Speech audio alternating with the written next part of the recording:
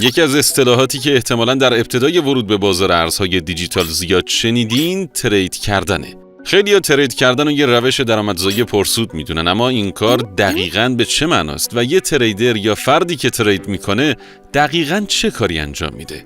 ترید به زبون ساده خرید و فروش دارایی‌های مختلف مثل سهام، اوراق قرضه، ارزهای رایج مثلا دلار و یورو، ارزهای دیجیتال یا هر چیز دیگه‌ای مثل خودرو و ملک با هدف کسب سوده. به عبارتی خرید و فروش هر چیزی با هدف به دست آوردن سود ترید محسوب میشه. تو دنیای پول و سرمایه این یه فعالیت بنیادی و بخشی جدا نشدنی از هر بازار مالی شناخته میشه. پس همونطور که میبینی ترید کردن کار عجیب یا جدیدی نیست. ممکنه قبل از بازار ارز دیجیتال حتی بدون اینکه اصطلاح ترید کردن رو شنیده باشی سالها به این کار مشغول بودی.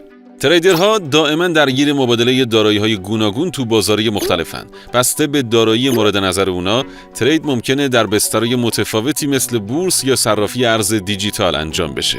هدف اصلی ترید کردن خرید یه دارایی تو قیمت پایین و فروش تو قیمت بالاتر یا فروش در قیمت بالا و خرید دوباره در قیمت پایین تره. البته هر بازار و هر کلاس دارایی قوانین مربوط به خودشو داره، ولی در نهایت هدف اصلی ترید همینه. اما تریدرها بر چه اساس متوجه میشن چه زمانی وقت خرید کردن یا فروختنه؟ تو مارکت رمز ارزها تریدرها از شاخه‌های مختلف تحلیل مثل تحلیل تکنیکال، تحلیل فاندامنتال، تحلیل آنچین و تحلیل احساسات استفاده میکنن تا بتونن بهترین زمان رو پیش بینی کنن. بله، نکته اصلی درباره ترید همینجاست.